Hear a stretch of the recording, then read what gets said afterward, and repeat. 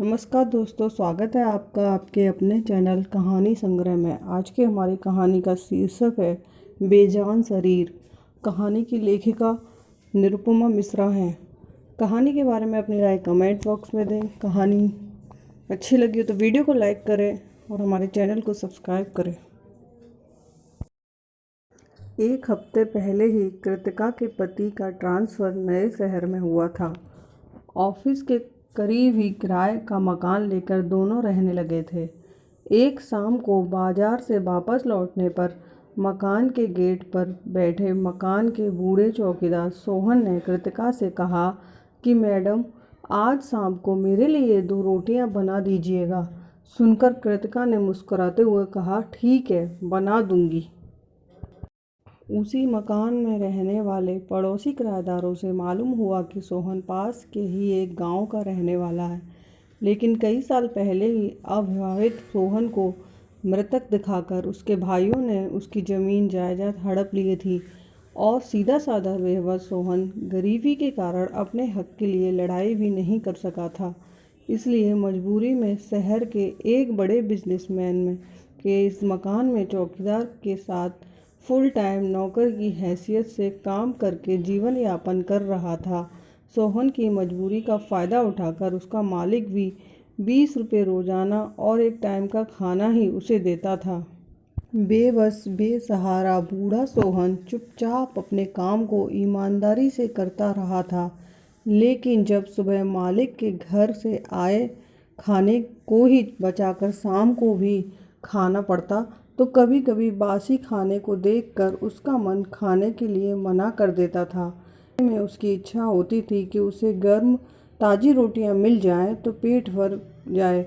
सोहन कभी तो संकोच कर जाता, मगर जब दिल नहीं मानता तो मकान में रहने वाले किराएदारों से ही ताज़ा रोटी मांग लेता था।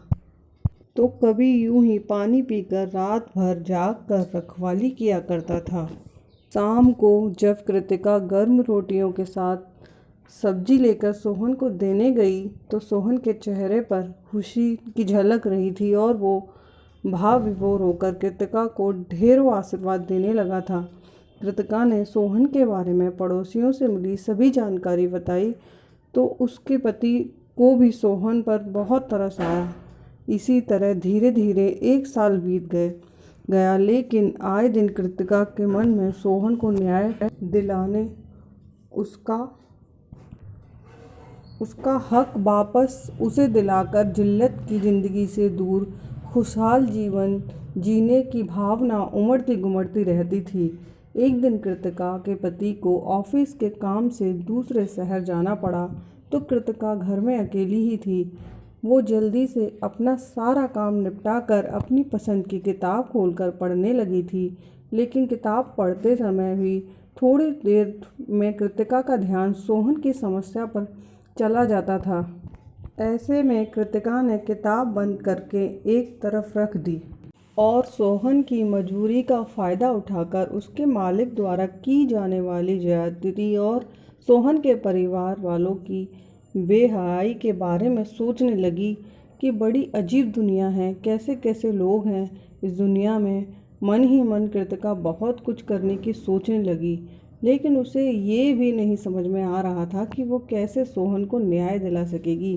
शाम को सोहन की तबीयत भी कुछ ठीक नहीं थी तो उसका मालिक उसे दवाई देने के साथ साथ अभद्र भाषा में ना जाने क्या क्या बोलता जा रहा था। मकान के सभी किराएदारों को सोहन के साथ उसके मालिक का ये बर्ताव पसंद नहीं आता था, लेकिन वो कभी उसका पुरजोर विरोध ना कर सके थे।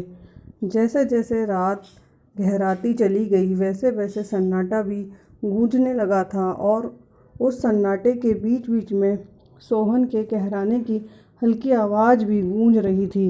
बाकी किराएदारों की तरह कृतिका भी सोहन का हालचाल पूछकर अपने रूम में जाकर दरवाजे को लॉक करके बिस्तर पर लेट गई। थोड़ी देर बाद सोहन के कहराने की आवाज़ भी आना बंद हो गई थी। शायद दवाओं का असर, उसे नींद आ गई थी। कृतिका हल्की नींद में ही थी, तभी दरवाजे पर किसी ने उसे आवाज़ देकर बुलाया। पूछने पर उसके पति की आवाज़ उत्तर में आई तो कृतिका ने दरवाज़ा खोला। कृतिका के पति के हाथ में एक मोटी फाइल थी, जिसे कृतिका को दिखाते हुए उसके पति ने कहा कि देखो ये फाइल, मैंने सोहन के बारे में पूछी छानबीन करके उसे उसका हक दिलाने का फैसला किया है।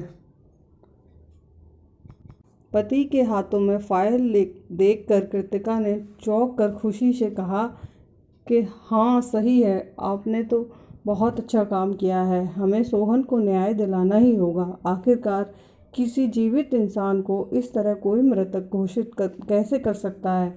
ऊपर से उसका मालिक भी उसकी मजबूरी का फ़ायदा उठा रहा है। कृतिका यूं ही बिस्तर पर लेटे हुए नींद में बड़बड़ा रही थी और सुबह के सूरज की धूप खिड़की के भीतर आकर कमरे की दीवारों पर फैलती जा रही थी। इतने में मोबाइल बजने लगा था। कृतिका हड़बड़ाहट में नींद से जागकर इधर उधर देखने लगी तो कमरे में उसके सिवा कोई और नहीं था। साथ ही मोबाइल पर बजने वाली ट्यून भी खामोश हो गई थी। मोबाइल पर उसके पति की कॉल दोबारा आने लगी तो कृतिका का चैतन्यता वापस आकर आई। उसने कॉल रिसीव करते ही पूछा कि क्या आप वहीं हैं? क्या रात में घर वापस नहीं आए थे? आप मुझे कोई फाइल दे रहे थे ना, वो फाइल कहाँ है? कृतिका के पति ने इतने सारे सवाल एक सांस में पूछने का कारण जानना चाहा तो कृतिका चुप रही। उसे रात के देखे सपने और हकीकत में फ़र्क समझ में आ गया तो वो बोली कि कुछ नहीं, शायद मैंने सपना देखा था। आप तो आज वापस आओगे ना? कृतिका ने अपने देखे सपने के बारे में विस्तार से बताया तो उसके पति ने उसे ज़्यादा ना सोचने का और अपना ख्याल रखने की बात कहकर बात खत्म कर दी। कृतिका फ्रेश होने के लिए बाथरूम की तरफ जा ही रही थी कि नीचे से कुछ आवाज़ें सुनकर बालकनी से देखने लगी तो मालूम हुआ कि रात में सोहन सोने के बाद सुबह नींद से जागा ही नहीं। वो अब इस दुनिया से विदा होकर अंतिम यात्रा पर जा चुका था। कृतिका सोहन की अचानक हुई मौत से अवाक रह गई थी। कभी वो अपने को रात के सपने के बारे में सोचती तो कभी सामने ज़मीन पर पड़े सोहन के बेजान शरीर को देखती। वो जीवित रहकर भी मृतक घोषित होने के वास्तव में मृत होने पर विचारों के सागर में डूबती जा रही थी कि सोहन के इस बेजान शरीर ने सोहन के मृतक होने की बरसों से निपटी पहचान को आज जीवित कर दिया।